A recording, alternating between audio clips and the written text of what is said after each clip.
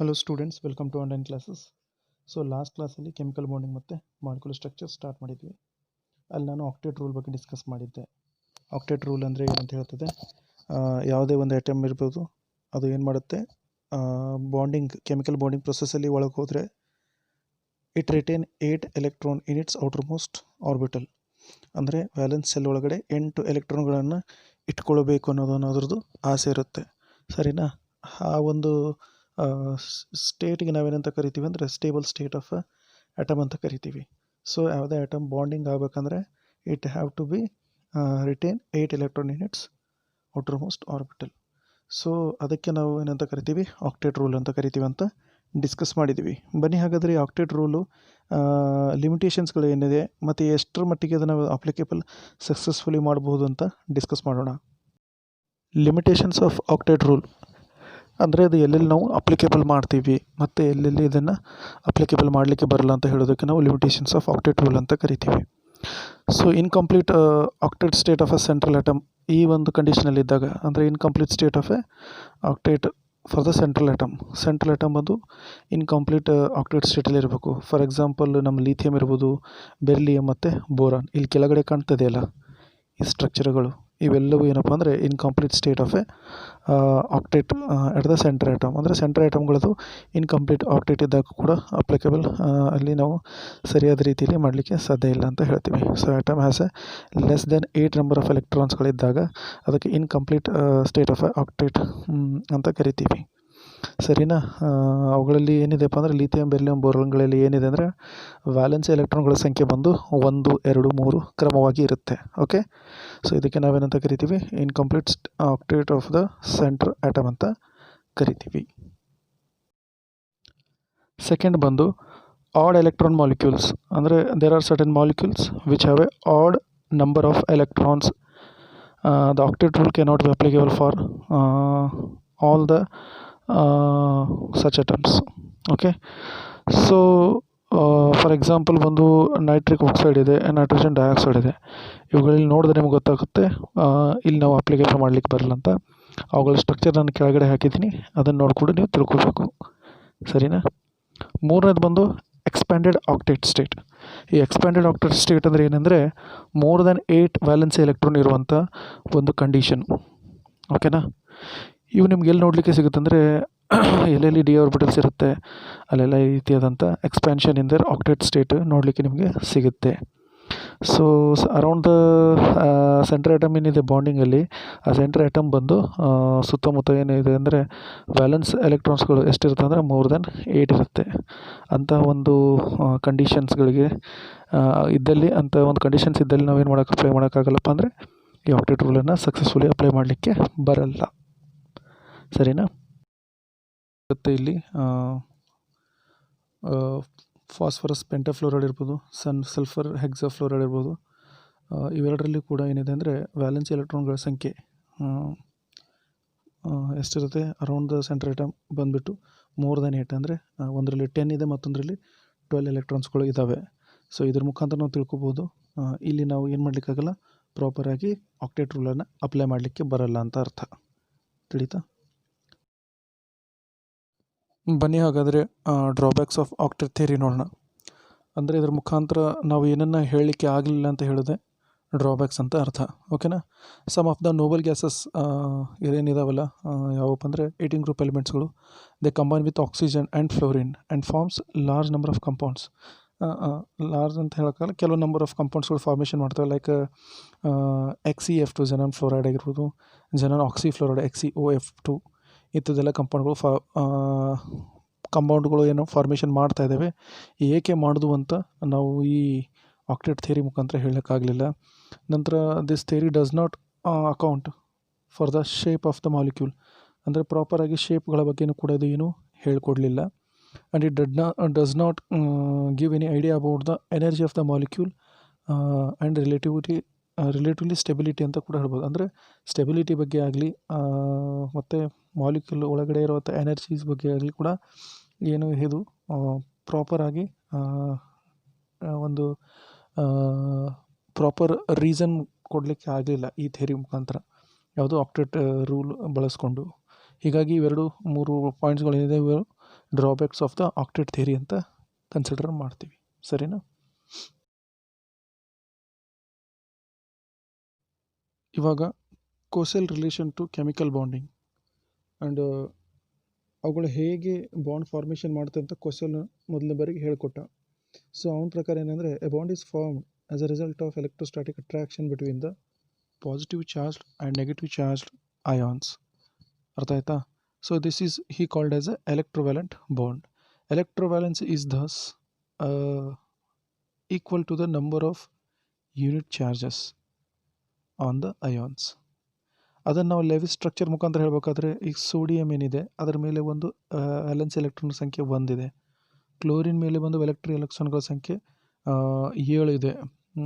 Outer most ಆರ್ಬಿಟಲ್ಗಳ ಸಂಖ್ಯೆ. ಓಕೆನಾ? So ಇಲ್ಲೇನಾಗುತ್ತೆ, ಈ ಕಡೆಯಿಂದ ಒಂದು ಸೋಡಿಯಂ ಏನಾಗುತ್ತೆ, it loses its one of the electron to chlorine. So lose ಆಗೋದ್ರಿಂದ ಇದರಲ್ಲಿ ಪಾಸಿಟಿವ್ ಚಾರ್ಜ್ ಬರುತ್ತೆ, ಗೇನ್ ಆಗೋದ್ರಿಂದ ಕ್ಲೋರಿನ್ಗೆ ನೆಗೆಟಿವ್ ಚಾರ್ಜ್ ಬರುತ್ತೆ. So electron loss causes sodium to be a positive charge and electron gain causes chlorine to be a negative charge and thus there forms a bond between them. ಅದು NaCl formation ಆಗ್ತದೆ. So according to electronic theory of chemical bonding ಪ್ರಕಾರ ನಾವು ಈ ರೀತಿ ಹೇಳ್ಬೋದು, atoms can combine neither by transfer of valency electron of one atom to another atom, that is gain and losing. Sometimes ಈ ರೀತಿ ಒಂದಾದರೆ, ಇನ್ನೊಂದು ಆಪ್ಷನ್ ಏನಿದೆ, by sharing of the valence electrons in order to have a octet in their valency shell. ಒಟ್ಟಿನಲ್ಲಿ transfer ಅಥವಾ transfer ಅಂದು ಮಾಡಲಿ ಅಂದರೆ ಒಂದರಿಂದ ಮತ್ತೊಂದು ಕಡೆ ಟ್ರಾನ್ಸ್ಫರ್ ಆದರೆ ಆಗಲಿ, ಅಥವಾ ಬೈ ಶೇರಿಂಗ್ ಮಾಡಿಕೊಂಡಾದರೂ ಎರಡು ಅಟಮ್ಗಳು ತಮ್ಮ ವ್ಯಾಲೆನ್ಸಿ ಎಲೆಕ್ಟ್ರಾನ್ಗಳಲ್ಲಿ 8 ಎಲೆಕ್ಟ್ರಾನನ್ನು ಇಟ್ಕೋಬೇಕು. ಅಂದರೆ they must follow the order of octet ಅನ್ನೋ ಒಂದು ಆಧಾರದ ಮೇಲೆ ಏನು ಮಾಡ್ತದೆ, ಬಾಂಡ್ ಫಾರ್ಮೇಷನ್ ಮಾಡ್ತಾವಂತ ಹೇಳ್ತೀವಿ. ಸರಿನಾ? ಇದನ್ನೇ ನಾವು ಆಕ್ಟೇಟ್ ರೂಲ್ ಅಂತ ಕೂಡ ಕರೆದಿದ್ದೀವಿ. ಸೊ ಇದೇನಪ್ಪ ಅಂದರೆ ಮೇನ್ ಅಡಿಪಾಯ ನಮಗೆ ಕೆಮಿಕಲ್ ಬಾಂಡಿಂಗ್ಗೆ ತಿಳ್ಕೊಬೇಕಂದ್ರೆ. ಸೊ ಏನೇ ಆಗಲಿ, ನಾವು ಈಗ ಸ್ಟೆಪ್ ಇನ್ ಮಾಡ್ತಿದ್ದೀವಿ ಈ ಚಾಪ್ಟರ್ಲಿ. ಅಂದರೆ ಟೈಪ್ಸ್ ಆಫ್ ಕೆಮಿಕಲ್ ಬಾಂಡ್ ಯಾವ ರೀತಿ ಫಾರ್ಮೇಷನ್ ಆಗ್ತದೆ ಅವುಗಳನ್ನೆಲ್ಲ ನಾವು ನೋಡೋಣ. ಸರಿನಾ?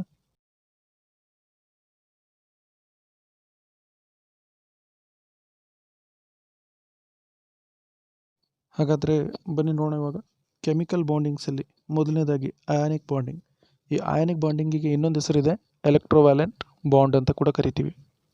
The formation of a positive ion involve ionization. ಹೀಗೂ ಇರ್ಬೋದು. ನಾವು ಮತ್ತೊಂದು ರೀತಿಯಿಂದನೂ ಹೇಳ್ತೀವಿ, ಹೆಂಗಂದರೆ removal of the electron from the neutral atom. Removal of the atom, ಯಾವುದೇ ಒಂದು ಎಲೆಕ್ಟ್ರಾನ್ ನಾವು ನ್ಯೂಟ್ರಲ್ ಆಟಮಿಂದ ರಿಮೂವಲ್ ಮಾಡಬಹುದು. ಅದರ ಮುಖಾಂತರ ನಮಗೆ ಪಾಸಿಟಿವ್ ಚಾರ್ಜ್ ಫಾರ್ಮೇಷನ್ ಆಗುತ್ತೆ. And that of negative ion involve addition of electron. Negative ion ಯಾವಾಗ ಫಾರ್ಮೇಷನ್ ಆಗುತ್ತೆ, ಎಲೆಕ್ಟ್ರಾನನ್ನು ಆ್ಯಡ್ ಮಾಡಿದಾಗ. ಯಾವುದಕ್ಕೆ? ನ್ಯೂಟ್ರಲ್ ಆಟಮ್ಗೆ. ಸೊ ಇಲ್ಲಿ ಅರ್ಥ ಮಾಡ್ಕೋಬೇಕು ನೀವು, ಪಾಸಿಟಿವ್ ಅಯಾನನ್ನು ನ್ಯೂಟ್ರಲ್ ಆಟಮ್ಗೆ ನ್ಯೂಟ್ರಲ್ ಆಟಮಿಂದ ಪಾಸಿಟಿವ್ ಮಾಡಬೇಕಂದ್ರೆ ಎಲೆಕ್ಟ್ರಾನನ್ನು ತೆಗಿಬೇಕು. ಅರ್ಥ ಆಯ್ತಾ? ಅದೇ ರೀತಿ ನೆಗೆಟಿವ್ ಅಯಾನ್ ಮಾಡಬೇಕಂದ್ರೆ ನ್ಯೂಟ್ರಲ್ ಆಟಮಿಗೆ ಒಂದು ಎಲೆಕ್ಟ್ರಾನನ್ನು ಸೇರಿಸಬೇಕು. ಈ ಮುಖಾಂತರ ಏನಾಗ್ತವೆ, ಅಯಾನ್ಸ್ಗಳಾಗಿ ಕನ್ವರ್ಟ್ ಆಗ್ತವೆ. ಬನ್ನಿ ಹಾಗಾದರೆ ಡೆಫಿನೇಷನ್ ನೋಡೋಣ. A bond is form by the transfer of electron between 2 atom is called as ionic or electrovalent bond. ಏನಪ್ಪ ಅಂದರೆ transfer of electrons between 2 atom formation ಆಗುವ ಬಾಂಡಿಗೆ ನಾವೆಂತ ಕರಿತೀವಿ, ಅಯಾನಿಕ್ ಬಾಂಡ್ ಅಂತ ಕರಿತೀವಿ. ಇದಕ್ಕೆ ಇನ್ನೊಂದು ಡೆಫಿನೇಷನ್ ಕೂಡ ಹೇಳ್ಬೋದು, it is a force of attraction between the 2 oppositely charged ion ಅಂತ ಕೂಡ ಹೇಳಬಹುದು. ಸರಿನಾ? ಸೊ ಮುಖ್ಯವಾಗಿ ಏನಪ್ಪ ಅಂದರೆ ನ್ಯೂಟ್ರಲ್ ಆಟಮ್ಗಳು ಏನಾಗಬೇಕು, ಅಯಾನ್ಗಳಾಗಿ ಕನ್ವರ್ಟ್ ಆಗಬೇಕು. ಅವು ಅಪೋಸಿಟ್ ಚಾರ್ಜ್ ಆಗಿದ್ದಂಥ ಎರಡರ ಮಧ್ಯೆ electrostatic force of attraction formation ಆದರೆ that will considered as a ionic bond ಅಂತ ಕರಿತೀವಿ. ಅಥವಾ ಅದರಲ್ಲಿ ಏನಾಗ್ತದೆ, ಎಲೆಕ್ಟ್ರಾನ್ ಲೇನಾದೇನ ಅಂದರೆ ಒಂದು ಕೊಡ್ತದೆ ಮತ್ತೊಂದು ತಗೊಳ್ತದೆ. ಯಾವುದು ಕೊಡ್ತದೆ, ಎಲೆಕ್ಟ್ರಾನ್ ಯಾವುದು ಕೊಡ್ತದೋ ಅದು ಪಾಸಿಟಿವ್ ಚಾರ್ಜ್ ಇರ್ತದೆ, ಎಲೆಕ್ಟ್ರಾನ್ ಯಾವುದು ತಗೋತದೋ ಅದು ನೆಗೆಟಿವ್ ಚಾರ್ಜ್ ಇರ್ತದೆ. ಅರ್ಥ ಆಯ್ತಾ? ಸೊ ಇಲ್ಲಿ ಏನಾಗ್ತದೆ, ಎಲೆಕ್ಟ್ರಾನು ಏನಾಗ್ತದೆ, ಟ್ರಾನ್ಸ್ಫರ್ ಆಗ್ತಾಯಿದೆ ಬಿಟ್ವೀನ್ 2 atoms. ಸರಿನಾ? ಕೆಲವೊಂದು ಎಕ್ಸಾಂಪಲ್ಸ್ ಇಲ್ಲಿ ನೋಡಬಹುದು. ಅವುಗಳಲ್ಲಿ ಯಾವುದಪ್ಪ ಅಂದರೆ ಮುಖ್ಯವಾಗಿ NaCl ಇದೆ. ಇಲ್ಲಿ ಏನಾಗ್ತದೆ, Na ಒಳಗಡೆ 281 ಅಂತ ನಾನು ಕೆಳಗಡೆ ಬರೆದಿದ್ದೀನಿ. ಇದರ ಅರ್ಥ ಏನಪ್ಪ ಅಂದರೆ Na+ ಅಂದರೆ 2 8 1 ಅಂದರೆ 11 ಎಲೆಕ್ಟ್ರಾನ್ಸ್. 11 ಎಲೆಕ್ಟ್ರಾನ್ಸಲ್ಲಿ ಔಟರ್ ಮೋಸ್ಟ್ ಆರ್ಬಿಟಲಲ್ಲಿ ಅದು 8 ಎಲೆಕ್ಟ್ರಾನ್ ಬೇಕಾಗಿದೆ, ಅಂದರೆ ಒಂದು ಎಕ್ಸ್ಟ್ರಾ ಎಲೆಕ್ಟ್ರಾನ್ ಇದೆ.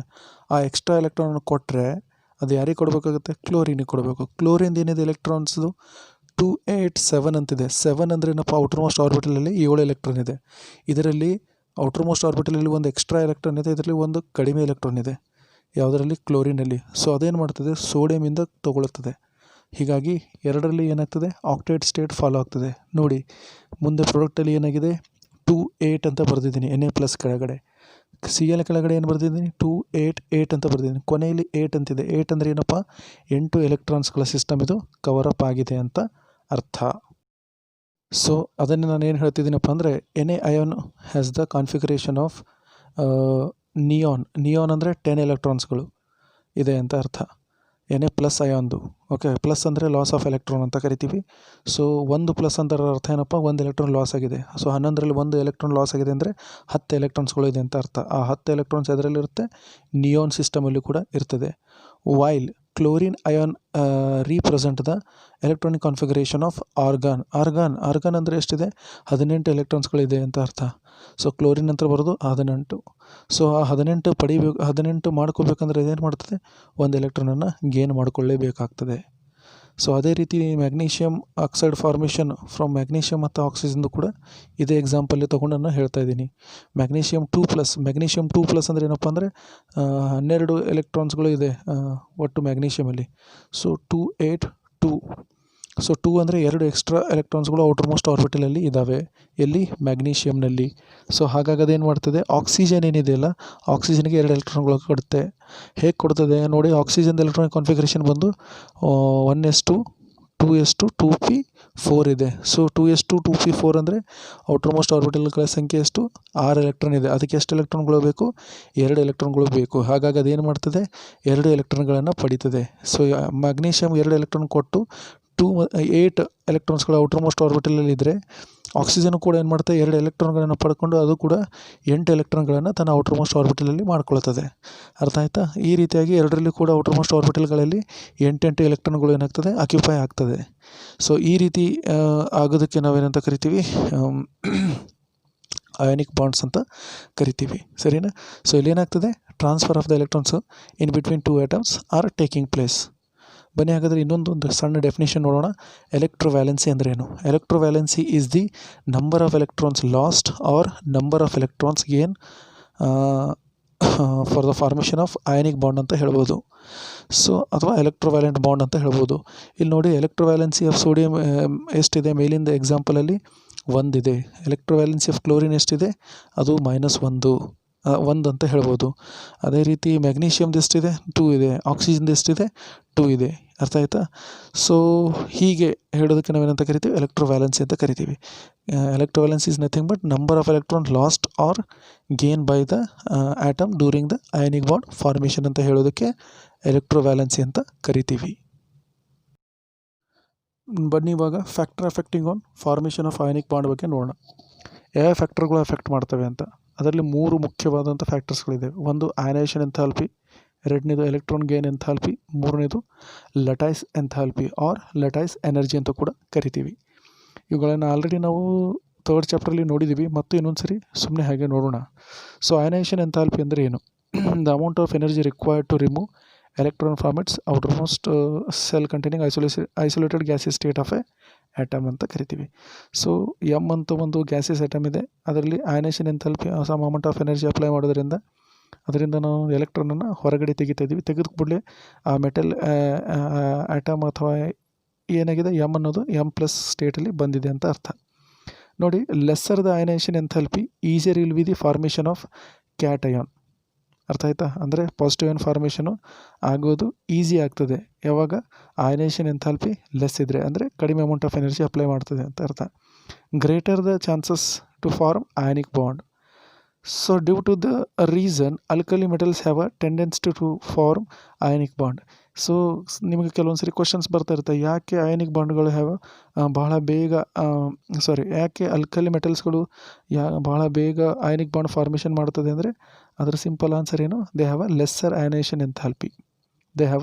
ಲೆಸ್ ಅಯನೈಜೇಷನ್ ಎಂಥಾಲ್ಪಿ ಅಂತ ಹೇಳ್ಬೋದು. Lesser the ionization enthalpy, easier will be formation of cation and greater will be the formation of ionic bond ಅಂತ ಹೇಳ್ತೀವಿ. ಸೊ ಇವು ಒಂದಕ್ಕೊಂದು ಏನಿದೆ ರಿಲೇಷನ್ ಹೇಳ್ಕೊಡ್ತದೆ. ಬನ್ನಿ ಹಾಗಾದರೆ ಇವಾಗ ಇನ್ನೊಂದು ಎರಡನೇದು ಏನು ನೋಡೋಣ ಅಂದರೆ electron gain enthalpy. Electron gain ಎಂಥಾಲ್ಪಿಗೆ ಇನ್ನೊಂದು ಹೆಸರು ಏನಿದೆ, ಎಲೆಕ್ಟ್ರಾನ್ ಅಫಿನಿಟಿ ಅಂತ ಕರಿತೀವಿ. ಹೀಗಂದರೆ ಏನು, the energy released when isolated gaseous state of atom takes up an electron from an ion. ಅಂದರೆ ಏನಾಗ್ತದೆ, ಒಂದು ನ್ಯೂಟ್ರಲ್ ಆಟಮ್ ಏನಿದೆಯಲ್ಲ ಅದು ಒಂದು ಎಲೆಕ್ಟ್ರಾನ್ ಪಡ್ಕೊಂಡು ಆ್ಯನ್ ಆಗಿ ಕನ್ವರ್ಟ್ ಆಗ್ತದೆ. ಹಾಗಾದರೆ ಆ ಆ್ಯನ್ ಆಗಿ ಕನ್ವರ್ಟ್ ಆಗಲಿಕ್ಕೆ ಅದು ಏನು ಎನರ್ಜಿ ರಿಲೀಸ್ ಮಾಡಿದೆಯಲ್ಲ ಅದಕ್ಕೆ ನಾವೇನಂತ ಕರಿತೀವಿ, ಎಲೆಕ್ಟ್ರಾನ್ ಗೇನ್ ಎಂಥಾಲ್ಪಿ ಅಂತ ಕರಿತೀವಿ. ಇದು extremely opposite. Greater the negative electron gain enthalpy, easier will be the formation of an ion. Consequence ಅಂದರೆ ಅದರದ್ದು ಪರಿಣಾಮಗಳು, probability of formation of ionic bond is increases ಅಂತ ಕೂಡ ಹೇಳ್ತೀವಿ. ಸರಿನಾ? ಇದಾಯಿತು ಎರಡನೇದು. ಮೂರನೇದು ಬಂದು ಲಟೈಸ್ ಎನರ್ಜಿ. ಲಟೈಸ್ ಎನರ್ಜಿ ಅಂದರೆ ಏನಂದರೆ the amount of energy required to separate 1 mole of ionic compound into separate oppositely charged ions. So ಸಣ್ಣದಾಗಿ ನಿಮ್ಗೊಂದು ಕ್ವಶನ್ ಕೇಳ್ತೀನಿ, 1 mole ಅಂದರೆ ಎಷ್ಟು ಸಂಖ್ಯೆಗಳಿರುತ್ತೆ? ಮೋಲ್ ಅನ್ನೋದು ಫಸ್ಟ್ ಚಾಪ್ಟ್ರಲ್ಲಿ ನಾವು ಹೇಳಿದ್ದೀವಿ. ಸರಿನಾ? 1 mole ಅಂದರೆ 6.022 × 10⁻23 ಅಯಾನ್ಸ್ಗಳಂತ ಅರ್ಥ. 1 mole ಅಯಾನ್ಸ್ ಅಂದರೆ ಅದರಲ್ಲಿ ಏನಿದೆ, ಇವನೇನು ಹೇಳ್ತಾನಪ್ಪ ಅಂದರೆ ಲಟೈಸ್ ಎನರ್ಜಿ ಅಂದರೆ ಏನು. So amount of energy required to separate 1 mole of ionic compounds into respective ions. Respective ions ಅಂದರೆ ಪಾಸಿಟಿವ್ ಅಯಾನ್ ಇದ್ದಿದ್ದು ಪಾಸಿಟಿವ್ ಅಯಾನಾಗಿ ಕನ್ವರ್ಟ್ ಆಗಬೇಕು, ನೆಗೆಟಿವ್ ಅಯಾನ್ ಇದ್ದಿದ್ದು ನೆಗೆಟಿವ್ ಅಯಾನ್ ಆಗಿ ಕನ್ವರ್ಟ್ ಆಗಬೇಕು. ಅದಕ್ಕೆ ನಾವೇನಂತ ಕರಿತೀವಿ, ಅಯನೈಜೇಷನ್ ಲಟೈಸ್ ಎಂಥಾಲ್ಪಿ ಅಂತ ಕರಿತೀವಿ. So higher the lattice energy easier will be the formation of ionic bond ಅಂತ ಹೇಳಬಹುದು. ಹೈಯರ್ ದ ಅಂದರೆ ಎಷ್ಟು ಹೈಯರ್ ಇರುತ್ತೆ ಅದು ಎನರ್ಜಿ ಅಷ್ಟು ಈಸಿಯಾಗಿ ಏನು ಫಾರ್ಮೇಷನ್ ಮಾಡ್ತದೆ, ಅಯಾನಿಕ್ ಬಾಂಡು ಫಾರ್ಮೇಷನ್ ಮಾಡ್ತದೆ ಅಂತ ಅರ್ಥ. ಸೊ ಒಟ್ಟಿನಲ್ಲಿ ಹೇಳಬೇಕಂದ್ರೆ ಏನಪ್ಪ ಅಂದರೆ ಅಯನೈಜೇಷನ್ ಎಂಥಾಲ್ಪಿ ಕಡಿಮೆ ಇರಬೇಕು. ಆಗಿದ್ದಾಗ ಈಸಿಲಿ ಏನಾಗ್ತದೆ, ಅಯಾನಿಕ್ ಬಾಂಡ್ ಫಾರ್ಮೇಷನ್ ಆಗ್ತದೆ. ಅದೇ ರೀತಿ ನೆಗೆಟಿವ್ ಎಲೆಕ್ಟ್ರಾನ್ ಗೇನ್ ಎಂಥಾಲ್ಪಿ ಕೂಡ ಹೆಚ್ಚಿಗಿರಬೇಕು. ಆವಾಗಲೂ ಕೂಡ ಅಯಾನಿಕ್ ಬಾಂಡ್ ಫಾರ್ಮೇಷನ್ ಬಹಳ ಪ್ರೊಬಬಿಲಿಟಿ ಇನ್ಕ್ರೀಸ್ ಆಗ್ತದೆ. ಮತ್ತೊಂದು ಮೂರನೇದಾಗಿಯಪ್ಪ ಅಂದ್ರೆ ಲಟೈಸ್ ಎನರ್ಜಿ ಏನಿರಬೇಕು, ಹೈ ಇರಬೇಕು. ಆವಾಗಲೂ ಕೂಡ ಏನಾಗ್ತದೆ, ಅಯಾನಿಕ್ ಬಾಂಡ್ ಫಾರ್ಮೇಷನ್ ಆಗ್ತದೆ. ಇವೆಲ್ಲ ಏನಪ್ಪ ಅಂದರೆ factors of the which affects the formation of ionic bond. ಬನ್ನಿ ಇವಾಗ general characteristics of ionic compounds ಅವುಗಳ ಬಗ್ಗೆ ನೋಡೋಣ. ಸೊ ಅಯಾನಿಕ್ ಕಂಪೌಂಡ್ಸ್ಗಳು ಯಾವ ರೀತಿಯಾದಂಥ ಪ್ರಾಪರ್ಟೀಸು ಕ್ಯಾರೆಕ್ಟರಿಸ್ಟಿಕ್ಸ್ಗಳು ಇರುತ್ತೆ. ಮೊದಲನೇದಾಗಿ ಫಿಸಿಕಲ್ ಸ್ಟೇಟ್. ಜನರಲಿ ಅವು ಯಾವ ರೀತಿಯಲ್ಲಿ ಎಕ್ಸಿಸ್ಟ್ ಇರುತ್ತೆ ಅಂದರೆ ಕ್ರಿಸ್ಟಲೈನ್ ಸಾಲಿಡ್ ಸ್ಟೇಟಲ್ಲಿ ಎಕ್ಸಿಸ್ಟೆಡ್ ಇರುತ್ತೆ. ಸರಿನಾ? ಮತ್ತು the ionic compounds do not exist as a single molecule. ಅರ್ಥ ಆಯ್ತಾ? Like gases molecules like H2, N2, O2, Cl2 ಇವು ಯಾವುವು ಏನಲ್ಲ ಅಂದರೆ ಅಯಾನಿಕ್ ಕಂಪೌಂಡ್ಸ್ಗಳು ಅಲ್ಲ. ಮೆಲ್ಟಿಂಗ್ ಪಾಯಿಂಟ್ ಮತ್ತು ಬಾಯ್ಲಿಂಗ್ ಪಾಯಿಂಟ್ ಹೇಳೋದಾದರೆ ಅಯಾನಿಕ್ ಕಂಪೌಂಡ್ಸ್ಗಳದು. ಅಯಾನಿಕ್ ಬಾಂಡ್ ಇದ್ದಲ್ಲಿ ಏನಿರ್ತದೆ, high inter ionic forces between the 2 atoms will be there. So ಹೀಗಾಗಿ ಅವುಗಳ ಮಧ್ಯೆ ಹೈ ಮೆಲ್ಟಿಂಗ್ ಪಾಯಿಂಟ್ ಮತ್ತು ಬಾಯ್ಲಿಂಗ್ ಪಾಯಿಂಟ್ ಇರ್ತದೆ. ಸಾಲ್ಯುಬಿಲಿಟಿ ಬಂದಾಗ ಮೂರನೇ ಪಾಯಿಂಟ್ ಬಂದು ಸಾಲ್ಯುಬಿಲಿಟಿ ಬಂದಾಗ ಏನಾಗ್ತದೆ, ಪೋಲಾರ್ ಸಾಲ್ವೆಂಟ್ ಲೈಕ್ ವಾಟರ್. ಅರ್ಥ ಆಯ್ತಾ? ಪೋಲಾರ್ ಸಾಲ್ವೆಂಟ್ಸ್ ಲೈಕ್ ವಾಟರ್ ಅವುಗಳೇನಾಗ್ತದೆ, ಅವುಗಳು ಸಾಲ್ಯುಬಿಲಿಟಿ ಜಾಸ್ತಿ ಇರ್ತದೆ. But non polar solvents like organic ಸಾಲ್ವೆಂಟ್ಸ್ಗಳು ಏನಿರ್ತಾವೆ ಅವಕ್ಕೆಲ್ಲ ನಾನ್ ಪೋಲಾರ್ ಸಾಲ್ವೆಂಟ್ಸ್ ಅಂತ ಕರಿತೀವಿ. ಅವುಗಳು ಬಂದು ಬೆಂಜಿನ್ ಇರ್ಬೋದು, ಕಾರ್ಬನ್ ಟೆಟ್ರಾಕ್ಲೋರೈಡ್ ಇರ್ಬೋದು. ಅವುಗಳೆಲ್ಲ ಏನಿದೆ ಅಂದರೆ ಅವುಗಳ ಸಾಲ್ಯುಬಿಲಿಟಿ ಏನಿದೆ ಹೇಳೋದಾದರೆ ಈಸ್ ಈಕ್ವಲ್ ಟು 0 ಅಂದರೆ ಇನ್ಸಾಲ್ಯುಬಲ್ ಅಂತಲೇ ಹೇಳ್ಬೋದು, ಡು ನಾಟ್ ಸಾಲ್ಯುಬಲ್. ಅರ್ಥ ಆಯ್ತಾ? ಎಲೆಕ್ಟ್ರಿಕಲ್ ಕಂಡಕ್ಟಿವಿಟಿ ಆಬ್ವಿಯಸ್ಲಿ ಇಲ್ಲಿ ಸಾಲಿಡ್ಸ್ ಸ್ಟೇಟಲ್ಲಿ ಅವೇನಿರ್ತದೆ, ಪುವರ್ ಕಂಡಕ್ಟರ್ಗಳಿರ್ತದೆ. ಬಟ್ ಅಕ್ವಿಯಸ್ ಅಂದರೆ ನೀರಲ್ಲಿ ಡಿಸಾಲ್ವ್ ಮಾಡಿದಾಗ ಏನಾಗ್ತದೆ, ಅಯಾನ್ಸ್ಗಳಾಗಿ ಕನ್ವರ್ಟ್ ಆಗ್ತವೆ. ಸೊ ಮೋಲ್ಟನ್ ಸ್ಟೇಟ್ ಅಥವಾ ಅಕ್ವಿಯಸ್ ಸ್ಟೇಟಲ್ಲಿ ಏನಾಗ್ತದೆ, they will become a very good conductor of electricity ಅಂತ ಹೇಳಬಹುದು. ಅಯಾನಿಕ್ ರಿಯಾಕ್ಷನ್ಸ್ 5ನೇ ಪಾಯಿಂಟು.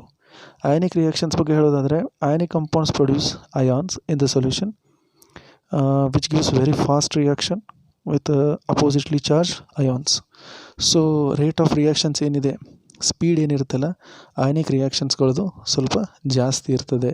ಹೀಗಾಗಿ ಅವು ಭಾಳ ಬೇಗ ಏನಾಗ್ತದೆ ಅಪೋಸಿಟ್ ಚಾರ್ಜ್ಗಳ ಜೊತೆ ಕಂಬೈಂಡ್ ಆಗಿ ಪ್ರಾಡಕ್ಟ್ ಫಾರ್ಮೇಷನ್ ಮಾಡ್ತದೆ. ಫಾರ್ ಎಕ್ಸಾಂಪಲ್ NaCl ಮತ್ತು AgNO3, ಸೋಡಿಯಂ ಕ್ಲೋರೈಡ್ ಮತ್ತು ಸಿಲ್ವರ್ ನೈಟ್ರೇಟ್. ಇಲ್ಲೇನಾಗ್ತದೆ sodium combines with nitrate ion and it will form NaNO3. ಅದೇ ರೀತಿ Cl combines with Ag, it will form AgCl. ಈ ರಿಯಾಕ್ಷನ್ ಒಂದು ಬಹಳ ಬೇಗ ಕ್ಯಾರಿಔಟ್ ಆಗ್ತದೆ. ಸರಿನಾ? ಸೊ ಇದಾಯಿತು 5ನೇ ಪಾಯಿಂಟ್. ಒಂದು ಡೆಫಿನಿಷನ್ ಬರುತ್ತೆ ಲಟೈಸ್ ಎಂಥಾಲ್ಪಿ ಅಂದರೆ ಏನು ಅಂತ. ನೋಡಿ, ಇದು ಎನರ್ಜಿ ಇದೆ.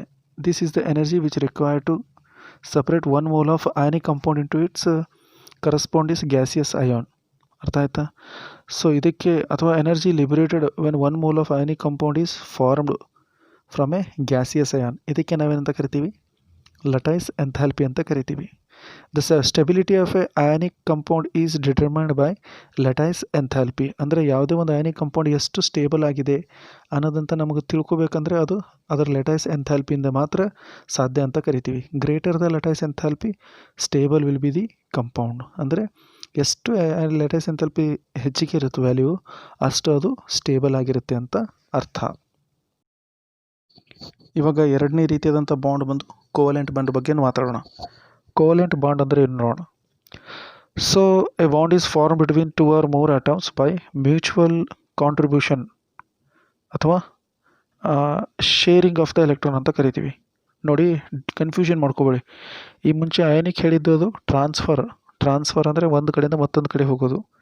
ಶೇರ್ ಅಂದರೆ ಎರಡರ ಮಧ್ಯೆ ಅದನ್ನು ಈಕ್ವಲಿ ಏನು ಮಾಡ್ಕೊಳ್ಳೋದು, ಒಬ್ಬರ ಮಧ್ಯೆ ಹಂಚ್ಕೊಳ್ಳೋದಕ್ಕಂತ ನಾವು ಶೇರಿಂಗ್ ಅಂತ ಕರಿತೀವಿ.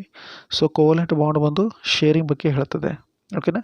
The bond which is form between the 2 or more atoms by mutual sharing of electrons ಅಂತ ಹೇಳಬಹುದು. ಓಕೆ, ಕಾಂಟ್ರಿಬ್ಯೂಷನ್ ಆ್ಯಂಡ್ ಶೇರಿಂಗ್ ಅಂತ ಕರಿತೀವಿ. ಸೊ ಈ ಕೋವಲೆಂಟ್ ಬಾಂಡ್ ಬಗ್ಗೆ ಹೇಳಬೇಕಾದ್ರೆ ನಾನು ಕೆಳಗಡೆ ಬಹಳಷ್ಟು ಎಕ್ಸಾಂಪಲ್ಸ್ ಕೂಡ ತೊಗೊಂಡಿದ್ದೀನಿ. ಸೊ ಎರಡು ಸೇಮ್ ಆಟಮ್ ಮಧ್ಯೆ ಶೇರ್ ಆದರೆ ಎಲೆಕ್ಟ್ರಾನ್ಸ್ಗಳು, ಅದಕ್ಕೆ ಹೋಮೋ ಅಟಾಮಿಕ್ ಕೋವಲೆಂಟ್ ಬಾಂಡ್ ಅಂತ ಕರಿತೀವಿ. ಒಂದು ವೇಳೆ ಡಿಫ್ರೆಂಟ್ ಆಟಮ್ಸ್ಗಳ ಮಧ್ಯೆ ಎಲೆಕ್ಟ್ರಾನ್ಸ್ಗಳು ಮ್ಯೂಚುವಲಿ ಶೇರ್ ಮಾಡಿಕೊಂಡ್ರೆ ಅದಕ್ಕೆ ಹೆಟ್ರೋ ಅಟಾಮಿಕ್ ಮಾಲಿಕ್ಯೂಲ್ಸ್ ಅಂತ ಕರಿತೀವಿ, ಅಥವಾ ಹೆಟ್ರೋ ಅಟಾಮಿಕ್ ಕೋವಲೆಂಟ್ ಬಾಂಡ್ ಅಂತ ಕೂಡ ಕರಿತೀವಿ. ಎಕ್ಸಾಂಪಲ್ಸ್ ನಾನಿಲ್ಲಿ ಕೊಟ್ಟಿದ್ದೀನಿ. ಲೈಕ್ ಹೈಡ್ರೋಜನ್ ಮಾಲಿಕ್ಯೂಲ್ H2 ಇದೆ, ಅದು ಎರಡು ಒಂದೇ ಇರೋದ್ರಿಂದ, ಆಟಮ್ಸ್ಗಳು ಒಂದೇ ಇರೋದ್ರಿಂದ ಅದು ಹೋಮೋ ಅಟಾಮಿಕ್ ಅಂತ ಕರಿತೀವಿ. ಆಕ್ಸಿಜನ್ ಮಾಲಿಕ್ಯೂಲ್ ಕೂಡ ಹೋಮೋ ಅಟಾಮಿಕ್ ಇದೆ. ವಾಟರ್ ಮಾಲಿಕ್ಯೂಲಲ್ಲಿ ಏನಿದೆ, ಎರಡು ಹೈಡ್ರೋಜನ್ ಒಂದು ಆಕ್ಸಿಜನ್ ಇದೆ. ಹೀಗಾಗಿ ಅದು ಏನಾಗಿ ಕನ್ಸಿಡರ್ ಆಗ್ತದೆ ಅಂದರೆ ಹೆಟ್ರೋ ಅಟಾಮಿಕ್ ಅಂತ ನಾವು ಹೇಳ್ಬೋದು. ಅದೇ ರೀತಿ ಅಮೋನಿಯಾ ಇದೆ, ಅಮೋನಿಯಾ ಕೂಡ ಏನು, ಇಟ್ ಈಸ್ ಆಲ್ಸೋ ಹೆಟ್ರೋ ಅಟಾಮಿಕ್ ಅಂತ ಕರಿತೀವಿ. ಸರಿನಾ? ಬನ್ನಿ ಇವಾಗ ಬಾಂಡ್ ಪ್ಯಾರಾಮೀಟರ್ಸ್ ಬಗ್ಗೆ ಮಾತಾಡೋಣ. ಬಾಂಡ್ ಪ್ಯಾರಾಮೀಟರ್ಸ್ ಅಂದರೆ ಏನು ನೋಡಿ. ಇವುಗಳ ಕೆಲವೊಂದು ಪ್ರಾಪರ್ಟೀಸ್ ಆಫ್ ದ ಬಾಂಡ್ ಇದೆಯಲ್ಲ, ಅದಕ್ಕೆ ನಾವು ಬಾಂಡ್ ಪ್ಯಾರಾಮೀಟರ್ಸ್ ಅಂತ ಕರಿತೀವಿ.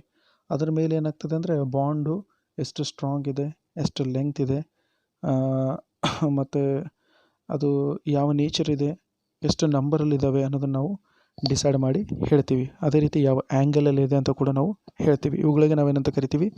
ಬಾಂಡ್ ಪ್ಯಾರಾಮೀಟರ್ಸ್ ಅಂತ ಕರಿತೀವಿ. ಆ ಬಾಂಡ್ ಪ್ಯಾರಾಮೀಟರ್ಸ್ಗಳಲ್ಲಿ ಮೊದಲನೇದಾಗಿ ಬರೋದೇನಪ್ಪ ಅಂದರೆ bond length. What is the meaning of bond length ಅನ್ನೋದನ್ನು ನೋಡೋಣ. ಬಾಂಡ್ ಲೆಂತ್ ಅಂದರೆ ಏನು ನೋಡಿ. ಬಾಂಡ್ ಲೆಂತ್ ಅಂದರೆ ಸಪೋಸ್ ಎರಡು ಆ್ಯಟಮ್ಗಳಿದ್ದಾವೆ ಅಂತ ತಿಳ್ಕೊಳ್ಳಿ. ಓಕೆನಾ? ಆ ಎರಡು ಆ್ಯಟಮ್ಗಳದ್ದು ನಾವೇನು ಮಾಡ್ತೀವಿ, ಸೆಂಟರ್ ಆಫ್ ನ್ಯೂಕ್ಲಿಯವನ್ನು ಕನ್ಸಿಡರ್ ಮಾಡ್ತೀವಿ. ಆ ಸೆಂಟರ್ ಆಫ್ ನ್ಯೂಕ್ಲಿಯರ್ ಕನ್ಸಿಡರ್ ಮಾಡಿದಾಗ ಅವುಗಳ ಮಧ್ಯೆ ಇರುವಂಥ ಡಿಸ್ಟನ್ಸ್ ಏನಿದೆಯಲ್ಲ, ಆ ಡಿಸ್ಟನ್ಸ್ಗೆ ನಾವೇನಂತ ಕರಿತೀವಿ ಅಂದರೆ ಬಾಂಡ್ ಲೆಂತ್ ಅಂತ ಕರಿತೀವಿ. ಏನಂತ ಕರಿತೀವಿ? ಬಾಂಡ್ ಲೆಂತ್ ಅಂತ ಕರಿತೀವಿ. ಸೊ ಅದನ್ನು ನಾವು ಹೇಳಬೇಕಂದ್ರೆ it is defined as the equilibrium distance between the centres of nuclei of 2 bonded atom. Centre of nuclei of 2 bonded atom. ಎಂತಹ ಆಟಮ್ಗಳನ್ನು ನಾವು ಕನ್ಸಿಡರ್ ಮಾಡಬೇಕಂದ್ರೆ ಯಾವ ಆಟಮ್ಗಳ ಮಧ್ಯೆ ಬಾಂಡ್ ಇದೆಯಲ್ಲ, ಆ ಆಟಮ್ಗಳನ್ನು ಕನ್ಸಿಡರ್ ಮಾಡಬೇಕು. ಆ ಎರಡು ಆಟಮ್ಗಳದ್ದು ನ್ಯೂಕ್ಲಿಯರ್ ಡಿಸ್ಟನ್ಸನ್ನು ನಾವು ಎರಡು ನ್ಯೂಕ್ಲಿಯೈ ಡಿಸ್ಟನ್ಸನ್ನು ನಾವು ಅಳೆದಾಗ ಅದು ಏನಾಗ್ತದೆ, ಬಾಂಡ್ ಲೆಂತ್ ಆಗಿ ಕರಿತೀವಿ. ಅದೇ ಅದರದ್ದು ಬಾಂಡ್ ಲೆಂತ್ ಆಗುತ್ತೆ. ಸೊ ಅದನ್ನು ಯಾವ ರೂಪದಲ್ಲಿ ಎಕ್ಸ್ಪ್ರೆಸ್ ಮಾಡ್ತೀವಿ ಅಂದರೆ ಅದರದ್ದು ಡಿಸ್ಟೆನ್ಸನ್ನು ನಾವು ಪೀಕೋಮೀಟರ್, ಪೀಕೋ ಅಂದರೆ 10⁻⁻12 ಅಂತ ಕರಿತೀವಿ. ಸೊ ಎಕ್ಸ್ಪೆರಿಮೆಂಟಲ್ಲಿ ಅದನ್ನು ಹೇಗೆ ಕಂಡುಹಿಡಿತಾರೆ ಅಂದರೆ ಒಂದು ಟೆಕ್ನಿಕ್ ಇದೆ, ಅದಕ್ಕೆ ಎಕ್ಸ್ರೇ ಡಿಫ್ರಾಕ್ಷನ್ ಟೆಕ್ನಿಕ್ಸ್ ಅಂತ ಕರೀತಾರೆ. ಅದರ ಮುಖಾಂತರ ಎಲೆಕ್ಟ್ರಾನ್ ಡಿಫ್ರಾಕ್ಷನ್ ಮೆಥಡ್ ಅಂತಾಗಿದೆ, ಅದು ಇನ್ನೊಂದು ಮೆಥಡ್ ಇದೆ. ಇವೆರಡು ಮೆಥಡ್ ಮುಖಾಂತರ ನಾವೇನು ಮಾಡ್ತೀವಿ, ಬಾಂಡ್ ಲೆಂಗ್ತನ್ನು ಕಂಡುಹಿಡಿತೀವಿ. ಎಕ್ಸ್ರೇ ಡಿಫ್ರಾಕ್ಷನ್ ಅಥವಾ ಎಲೆಕ್ಟ್ರಾನ್ ಡಿಫ್ರಾಕ್ಷನ್ ಮೆಥಡ್ ಮುಖಾಂತರ ನಾವೇನು ಮಾಡ್ತೀವಿ, ಬಾಂಡ್ ಲೆಂಗ್ತನ್ನು ಕಂಡು ಹಿಡಿತೀವಿ. ಕೆಳಗಡೆ ಒಂದು ಡಯಾಗ್ರಾಮ್ ನಾನು ಕೊಟ್ಟಿದ್ದೀನಿ. ಎ ಮತ್ತು ಬಿ ಎರಡು ಡಿಫ್ರೆಂಟ್ ಸೈಜ್ ಐಟಮ್ ಇದೆ. ಎದು ಸೆಂಟರಿಂದ ಅದರದ್ದು ಔಟರ್ ಮೋಸ್ಟ್ ಆರ್ಬಿಟಲ್ ಲೆಂಗ್ತ್ ಬಂದು RA ಅಂತ ಕನ್ಸಿಡರ್ ಮಾಡಿದ್ದೀನಿ, ರೇಡಿಯಸ್ ಆಫ್ ಎ. ಅದೇ ರೀತಿ ಸೆಂಟರ್ ಆಫ್ ಬಿ ನ್ಯೂಕ್ಲಿಯಿಂದ ಅದರದ್ದು ಔಟರ್ ಮೋಸ್ಟ್ ಆರ್ಬಿಟಲ್ಗೆ RB ಅಂತ ಕನ್ಸಿಡರ್ ಮಾಡಿದ್ದೀನಿ. So RA + RB will give the bond length ಅಂತ ಕರಿತೀವಿ. ಸರಿನಾ? ಎರಡನೇ ಬಾಂಡ್ ಪ್ಯಾರಾಮೀಟರ್ ಬಂದು ಬಾಂಡ್ ಆ್ಯಂಗಲ್. ಬಾಂಡ್ ಆ್ಯಂಗಲ್ ಅಂದರೆ ಏನು ನೋಡೋಣ. ನೋಡಿನೇ, the bond angle is defined as the angle formed between two covalent bonds that originate from A same atom. ಅಂದರೆ ಒಂದೇ ಆ್ಯಟಮಿಂದ ಎರಡೂ ಕಡೆ ಕೋವಲೆಂಟ್ ಬಾಂಡು ಫಾರ್ಮೇಷನ್ ಮಾಡಿರಬೇಕು. ಅದರ ಮಧ್ಯೆ ಇರುವಂಥ ಒಂದು ಬಾಂಡಿಗೆ ನಾವೇನಂತ ಕರಿತೀವಿ, ಬಾಂಡ್ ಆ್ಯಂಗಲ್ ಅಂತ ಕೂಡ ಕರಿತೀವಿ. ಇನ್ನೊಂದು ಡೆಫಿನಿಷನ್ ಇದೆ, ಅದೇನಿದೆಪ್ಪ ಅಂದರೆ the angle between the line representing orbital containing bonding electron, ಅಥವಾ ಸಿಂಪಲಾಗಿ ಹೇಳ್ಬೇಕಂದ್ರೆ the angle between the two bonding electrons. ಎರಡು ಬಾಂಡಿಂಗ್ ಎಲೆಕ್ಟ್ರಾನ್ಸ್, ಅರ್ಥ ಆಯ್ತಾ? ಎರಡು ಒಂದೇ ಅಲ್ಲ, ಬೇರೆ ಬೇರೆ. Okay, which are bonded to different atoms. ಅದಕ್ಕೆ ನಾವೇನಂತ ಕರಿತೀವಿ, ಬಾಂಡಿಂಗ್ ಬಾಂಡ್ ಆ್ಯಂಗಲ್ ಅಂತ ಕರಿತೀವಿ. ನೋಡಿ, ಇಲ್ಲೊಂದು ಚಿತ್ರ ಕಾಣ್ತಾ ಇದೆ. ಇದು ಯಾವುದಪ್ಪ ಅಂದರೆ ವಾಟರ್ ಮಾಲಿಕ್ಯೂಲ್ದಿದೆ. ಆಕ್ಸಿಜನ್ ಮತ್ತು ಹೈಡ್ರೋಜನ್ ಜೊತೆ ಒಂದು ಬಾಂಡ್ ಇದೆ. ಈ ಕಡೆ ಆಕ್ಸಿಜನ್ ಮತ್ತು ಹೈಡ್ರೋಜನ್ ಜೊತೆ ಇನ್ನೊಂದು ಬಾಂಡ್ ಇದೆ. ಆಕ್ಸಿಜನಲ್ಲಿ ಡೆಲ್ಟಾ ನೆಗೆಟಿವ್ ಇದ್ದರೆ, ಸ್ಲೈಟ್ಲಿ ಪಾರ್ಷಿಯಲ್ ನೆಗೆಟಿವ್ ಚಾರ್ಜ್ ಇದ್ದರೆ, ಹೈಡ್ರೋಜನ್ಗಳು ಬಂದು ಸ್ಲೈಟ್ಲಿ ಪಾಸಿಟಿವ್ ಚಾರ್ಜ್ ಇರ್ತವೆ. ಎರಡು ಹೈಡ್ರೋಜನ್ಗಳು ಇದ್ದಾವೆ. ಎರಡರ ಜೊತೆನೂ ಆಕ್ಸಿಜನ್ ಏನು ಫಾರ್ಮೇಷನ್ ಮಾಡಿದೆ, ಸಪರೇಟಾಗಿ ಕೋವಲೆಂಟ್ ಬಾಂಡ್ ಫಾರ್ಮೇಷನ್ ಮಾಡಿದೆ. ಹಾಗಾದರೆ ಇವೆರಡರ ಮಧ್ಯೆ ಈಗ ಹೈಡ್ರೋಜನ್ ಆಕ್ಸಿಜನ್ ಒಂದು, ಹೈಡ್ರೋಜನ್ ಆಕ್ಸಿಜನ್ ಇನ್ನೊಂದು, ಅಂದರೆ ಆಕ್ಸಿಜನ್ ಹೈಡ್ರೋಜನ್ ಒಂದು ಈ ಕಡೆದು ಬಲಗಡೆದು, ಆಕ್ಸಿಜನ್ ಮತ್ತು ಹೈಡ್ರೋಜನ್ ಮಧ್ಯೆ ಇರೋದು ಇನ್ನೊಂದು ಎಡಗಡೆ ಬಾಂಡ್ ಇದೆ ಅಂತ ತಿಳ್ಕೊಳ್ಳಿ. ಎರಡರಲ್ಲೂ ಕೂಡ ಒಂದೊಂದು ಬಾಂಡಿಂಗ್ ಎಲೆಕ್ಟ್ರಾನ್ ಪೇರ್ಗಳು ಏನಾಗಿದೆ, ಅವು ಏನು ಮಾಡ್ಕೊಂಡಿದ್ದಾವೆ ಅಂದರೆ ಬಾಂಡ್ನಲ್ಲಿ ಇನ್ವಾಲ್ವ್ ಆಗಿದ್ದಾವೆ. ಹೀಗಾದರೆ ಅವೆರಡರ ಮಧ್ಯೆ ಇರುವಂಥ ಆ್ಯಂಗಲಿಗೆ ನಾವೇನಂತ ಕರೆದಿದ್ದೀವಿ, ಬಾಂಡ್ ಆ್ಯಂಗಲ್ ಅಂತ ಕರೆದಿದ್ದೀವಿ. ಸರಿನಾ? ನಿಮಗೆ ಎರಡರಲ್ಲಿ ಯಾವುದು ಈಜಿ ಆಗ್ತದೆ ಆ ಡೆಫಿನೇಷನನ್ನು ನೀವು ಬಳಸಬಹುದು ಎಕ್ಸಾಮ್ ಪಾಯಿಂಟ್ ಆಫ್ ವ್ಯೂ ಇಂದ. ಸೊ ಬಾಂಡ್ ಆ್ಯಂಗಲಿಂದ ನಮಗೆ ಏನು ಸಿಗ್ತದೆ, ಬಾಂಡ್ ಆ್ಯಂಗಲಿಂದ ನಮಗೆ ಶೇಪ್ ಆಫ್ ದ ಮಾಲಿಕ್ಯೂಲ್ ಈಸಿಯಾಗಿ ನಾವು ಪ್ರೆಡಿಕ್ಟ್ ಮಾಡಬಹುದು. ಅರ್ಥ ಆಯ್ತಾ? ಇದನ್ನು ನಾವು ಡಿಗ್ರೀಸಲ್ಲಿ ಎಕ್ಸ್ಪ್ರೆಸ್ ಮಾಡ್ತೀವಿ. ಇದನ್ನು ಡಿಟರ್ಮೈನ್ ಮಾಡುವಂಥ ಒಂದು ಮೆಥಡು ಸ್ಪೆಕ್ಟ್ರೋಸ್ಕೋಪಿಕ್ ಮೆಥಡ್ ಇದೆ. ಬಾಂಡ್ ಆ್ಯಂಗಲನ್ನು ಡಿಟರ್ಮೈನ್ ಮಾಡುವಂಥ ಮೆಥಡು ಸ್ಪೆಕ್ಟ್ರೋಸ್ಕೋಪಿಕ್ ಮೆಥಡು. ಬನ್ನಿ ಹಾಗಾದರೆ ಇನ್ನೊಂದು ಪ್ಯಾರಾಮೀಟರ್ ಆದಂಥ ಬಾಂಡ್ ಎಂಥಾಲ್ಪಿ ನೋಡೋಣ. ನೋಡಿ, ಬಾಂಡ್ ಎಂಥಾಲ್ಪಿ ಭಾಳ ಸಿಂಪಲಾಗಿ ಹೇಳ್ಬೇಕಂದ್ರೆ ಈ ಎನರ್ಜಿಯಿಂದ ನಾವೇನು ಮಾಡ್ಬೋದು, ಬಾಂಡನ್ನು ಮುರಿಲಿಕ್ಕೆ ಬಳಸ್ಕೊಳ್ಳುವಂಥ ಎನರ್ಜಿ. ಎಷ್ಟು ಅಮೌಂಟ್ ಆಫ್ ಬಾಂಡು, ಎಷ್ಟು ಮಾಲಿಕ್ಯೂಲು, 1 ಮೋಲ್ ಆಫ್ ಬಾಂಡ್. ಸರಿನಾ? ಸೊ ಅದನ್ನು ಪ್ರಾಪರಾಗಿ ಹೇಳ್ಬೇಕಂದ್ರೆ the amount of energy required to break 1 mole of bond of a particular type to separate them into gaseous atoms. ಒಂದು ಮೋಲ್ ಬಾಂಡ್ಸ್ ಏನು ನಾವು break down ಮಾಡಿ ಆ ಆ್ಯಟಮ್ಗಳನ್ನು ಸಪರೇಟೆಡ್ ಅಯಾನ್ಸ್ಗಳಾಗಿ ಕನ್ವರ್ಟ್ ಮಾಡಲಿಕ್ಕೆ ಬೇಕಾಗುವಂಥ ಒಂದು ಎನರ್ಜಿಗೆ ನಾವೇನಂತ ಕರಿತೀವಿ, ಬಾಂಡ್ ಎಂಥಾಲ್ಪಿ ಅಂತ ಕರಿತೀವಿ. ಬಾಂಡ್ ಎಂಥಾಲ್ಪಿಯನ್ನು ಯೂಶ್ವಲಿ ಎದರಲ್ಲಿ ಮೇಜರ್ ಮಾಡ್ತಾರಪ್ಪ ಅಂದರೆ ಅದರ ಯೂನಿಟ್ ಯಾವುದಿದೆ ಅಂದರೆ ಕಿಲೋಜೌಲ್ ಪರ್ ಮೋಲ್ ಇದೆ. ಎರಡನೇ ಪಾಯಿಂಟ್, ಇಂಪಾರ್ಟೆಂಟ್ ಪಾಯಿಂಟ್, ಇದ್ರ ಮೇಲೆ ಎಕ್ಸಾಮ್ಸಲ್ಲಿ ಯಾವಾಗ ಕ್ವಶನ್ಸ್ ಬರ್ತಾ ಇರುತ್ತೆ, ಮಕ್ಕಳು ಕೂಡ ಕನ್ಫ್ಯೂಷನ್ ಮಾಡ್ಕೋತಾರೆ. So greater the bond enthalpy stronger will be the bond. ಅಂದರೆ bond enthalpy is directly proportional to strength.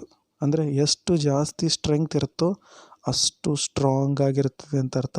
ಅಷ್ಟು ಸ್ಟ್ರಾಂಗ್ ಇದ್ದರೆ ನಮಗೆ ಅಷ್ಟು ಜಾಸ್ತಿ ಅಮೌಂಟ್ ಆಫ್ ಎನರ್ಜಿ ಬೇಕಾಗ್ತದೆ ಒಂದು ಬಾಂಡನ್ನು ಬ್ರೇಕ್ ಡೌನ್ ಮಾಡಲಿಕ್ಕೆ.